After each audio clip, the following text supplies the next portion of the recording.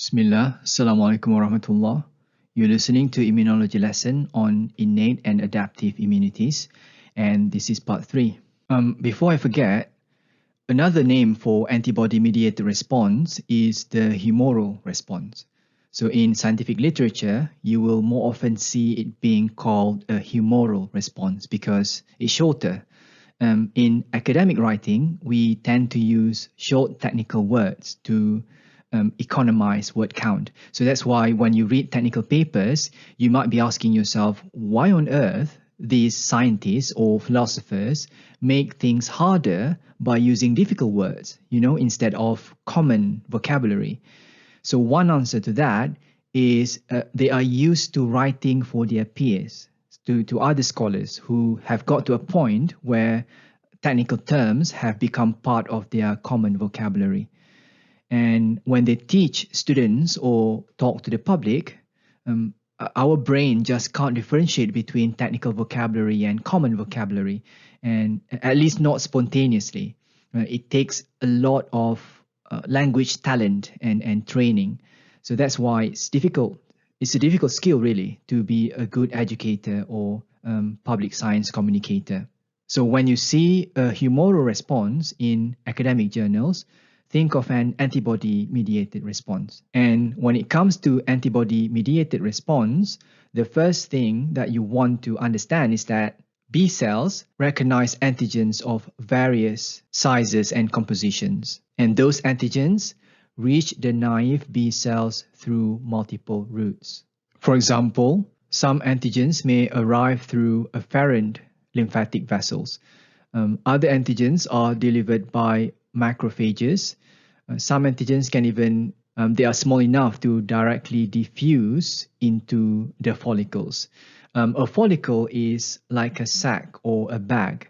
So here, think of follicles like bags containing immune cells. You find them in your lymph nodes. And follicular is just the adjective for follicles. And one key point about all these different antigens that come from all different routes is that almost all of them are presented to B cells in their intact and native conformation. So what that means is that B cells recognize antigens without the need for the antigen to be broken down and processed and presented by antigen-presenting cells. So if you remember, T cell recognition is not like that. So that'll be one important distinction between B cells and T cells in terms of antigen presentation. Another thing about B cell antigen recognition is you can have this beautiful coordination between the components of the innate and adaptive immunities. So for example, B cells have complement receptor 2 or CR2. So this CR2 can bind to complement C3d, which bind itself previously to the antigen. At other times, if you don't have complement molecules on the antigen, B cells also have toll-like receptors. So these toll-like receptors can detect pathogen-associated molecular patterns, PAMPs, that can be found on the surface of the microorganisms themselves.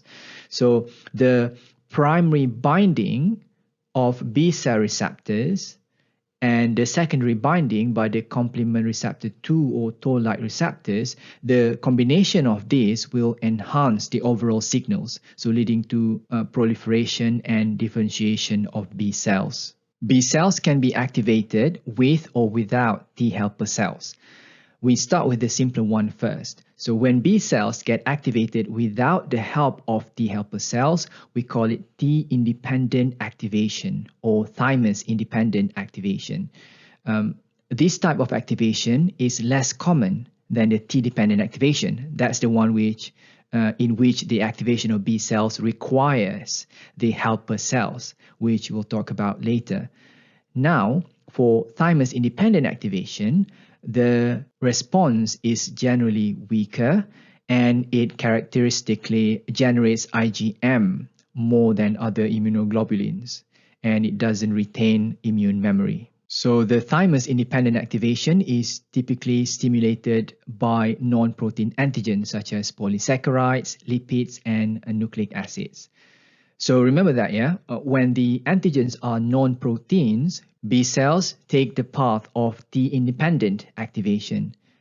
When the antigens are proteins, B cells go through T-dependent activation because they need the T helper cells. And from that, we can highlight a set of characteristics of T-independent antigens. Number one is they cannot be presented by antigen-presenting cells, such as dendritic cells or macrophages. Number two, which is kind of a derivation of point number one here, is T cells cannot detect them because T cells require that antigen presentation.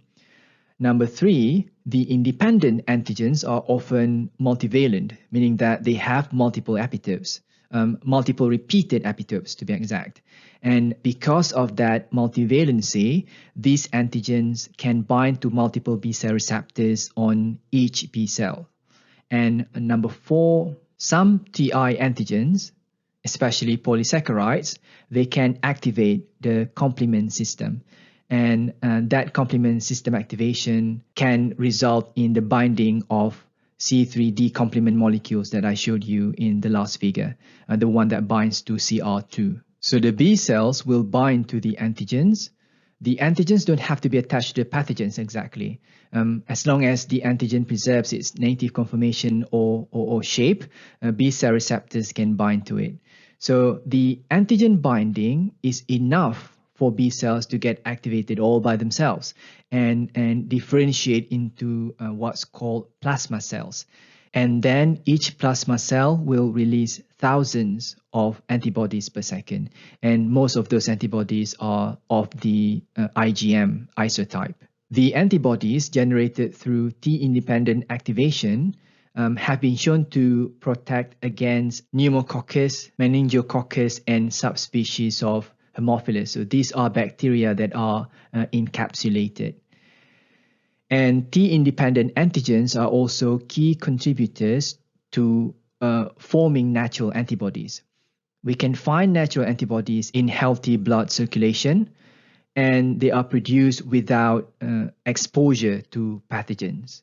So you don't need to get ill or infected to have natural antibodies. They are just there naturally. An example of natural antibodies is the anti-ABO blood group antibodies. They are the reason why for blood transfusion we need to know your blood type to make sure that your immune system doesn't attack the donor's blood. Most of the time, for B cells to be activated, they need B cell TH co-activation. What that means is both of them need to be activated by the antigens at the same time. Without the T cell activation, the B cells by themselves cannot differentiate into effector cells or plasma cells, and they cannot generate antibodies. In our lymphoid organs, we have zones that are dominated by T cells, and we have zones that are dominated by B cells. So during the initial phase of T-dependent activations, T cells and B cells engage with the antigen separately in their own zones. And then they start to move toward each other. Then they interact at the interface of T cell zones and B cell zones. And, one of them will say, hey, look at my antigen.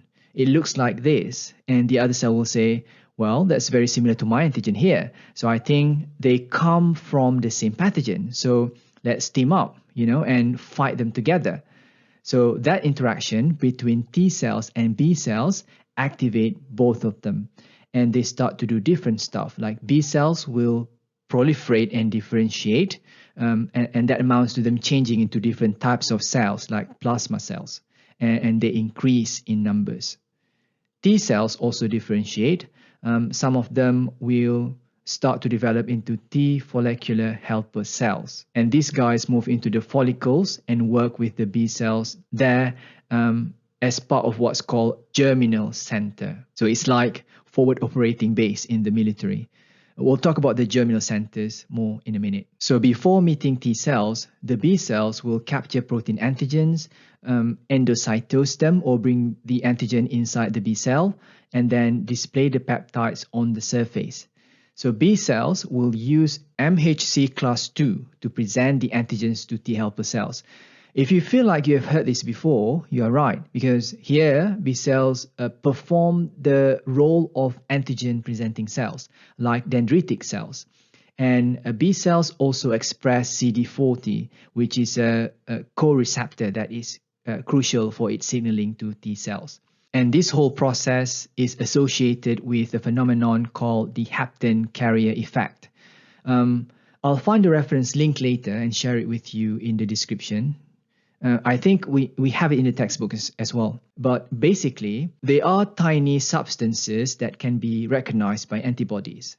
So those tiny chemical substances are called haptens. Now, although haptens can be recognized by antibodies, they cannot trigger an immune response, not on their own. But then, when haptens come together with protein carriers, so them two together can trigger an immune response. So it seems like our B cell receptors can recognize the hapten, but that alone is not enough to alert our defense force. You need to present the carrier protein to T cell in order to trigger the humoral activity, the antibody-mediated immunity. So that's briefly what the hapten-carrier effect is. So that was the B cell side of the story. For the T cells, they have this important ligand called CD40 ligand. When T cells interact with the B cells, this ligand will bind to CD40 on the B cells. So we know this ligand is important because when it's mutated, it messes up the antibody generation in the patients.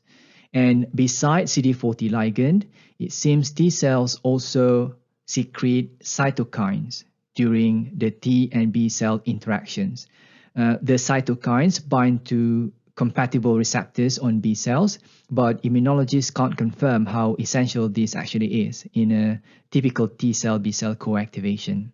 Now, about a week or almost a week after the T helper cell activation, some T helper cells will develop into T follicular helper cells or TFH, and they move into the germinal centers. So the development of T follicular helper cells occurs after they meet two APCs, the dendritic cells first and then the B cells. After they interact with the dendritic cells, you can start detecting high level of CXCR5, which is a cytokine receptor.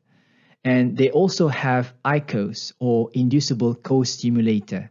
So ICOS will bind to ICOS ligand on the activated B cell. And this binding helps the T helper cells to complete its transformation into T follicular helper cell. And then the TFH will move into the germinal centers to activate B cells there. And that involves interleukin 21. Well, not just 21, it does release IL-13 and a bit of gamma, interferon gamma, but I just want you to remember IL-21 because it's kind of characteristic of T follicular helper cell in the germinal center. In the germinal center, you have the dark zone where you have a higher concentration of B cells. The B cells are packed in there. And then you have the light zone, where B cells are selected and differentiated. Many of these B cells are eliminated in the light zone. They die off. So that's why they are not as densely packed as the dark zone. So a couple of things happen inside the germinal center. First, you have the activation of B cells and the migration of B cells into the germinal center. And then inside the dark zone, you have somatic hypermutation, which means your B cells multiply loads of time, and each time you have genetic mutations which change the soma or the main structure of the B cells receptors. And then B cells start to move into the light zone and undergo selections. Most of the B cells will die, but the ones that have a high affinity to the antigens will survive. They also work with our friend, the T follicular helper cells here. And B cells undergo isotype switching, which means they change classes, like from IgM to IgG, for example. Then eventually they exit the light zone. Some will become plasma cells. Some become the memory B cells, which keep the database of the enemy's antigens. So again, this whole process of differentiation typically generates at least 3 types of B cells: the plasma cells, the regulatory B cells, which were not shown in the figure, and memory B cells. The plasma cells are the combat units. So I think of them like aircraft carriers. So aircraft carriers don't have to come close to the enemy to attack the enemy directly. They launch jet fighters or tactical drones. So similarly, plasma cells don't need to have physical contact with the pathogens. They just launch antibodies. So when you think about this, compare it with the cytotoxic T cells that we learn in the cell-mediated immunity. So those guys have to physically engage with the target cells. So plasma cells here don't. They use antibodies, which work in a number of mechanisms. For example, they do neutralization, where they block the receptor on the surface of the targets to neutralize them. For instance, viruses have receptors that they use to bind to our cells. So antibodies can block these receptors so that the virus can't bind to our cells and invade them. The second one is opsonization, where antibodies attach themselves to the pathogens that will render the pathogens more visible to the phagocytes. Well, detectable, I guess, is a better one. So antibodies opsonize the target pathogens and make them more detectable. The third mechanism is the activation of the complement system. I've shown you this in one of the previous episodes where antibodies contribute to the activation of C1, which is the first protein that initiates the entire complement cascade. Agglutination is where the antibodies bind to multiple pathogens, creating this sort of net of large clumps by linking those pathogens together. And that immobilizes the pathogens so they can't move around, causing trouble. And it also increases the probability of them being detected by phagocytes. And number 5 is they perform antitoxin action. Here, instead of binding to the pathogens, the antibodies can actually bind to the toxins released by the pathogens and nullify the toxicity to protect our cells. Antibodies neutralize microbes and toxins. They help with the opsonization, improving the effectiveness of phagocytosis. It assists with the antibody-dependent cellular cytotoxicity by natural killer cells. They can collaborate with the complement system to play supportive roles in phagocytosis or the triggering of inflammation, or directly initiate the cascade, leading to the formation of microbial attack complex, which lyses the microbes. Other subsets of differentiated B cells are not involved in attacking the pathogens directly, but they are nevertheless very important as well. So some of them become regulatory B cells. Their role is to signal the end of an immune response using cytokines like IL-10 so that those plasma cells will stop sending out antibodies. So this is crucial to prevent collateral damage to friendly cells. And then some of the B cells will transform into memory B cells. Their role is similar to memory T cells, which is to store antigenic profile of the pathogens. And this is the foundation of why vaccination works. It is because the presence of memory cells allows for a higher anamnestic response. So what anamnestic response means is our first exposure to the antigen will take over 2 weeks before we can detect increased production of critical antibodies. But at the same time, strategically, our immune system will catalog the antigens using our memory cells. And then later, when we get infected by the same pathogen again, the antibody response will start much earlier. And not just much earlier, the magnitude of the response is also higher, indicated, for example, by the level of IgG. Because our immune response gets mobilized much earlier and at a higher level, that reduces the damage caused by the pathogens, and that ends up reducing morbidity and mortality, meaning lowering the chance of you getting severe symptoms and death. So that's one of the amazing things that our immunity does, which we should be grateful for. All right, that will be the end of this topic. Talk to you in the next episode. Keep on reading, keep on learning. Barakallahu li wa lakum. Wassalamu alaikum warahmatullah.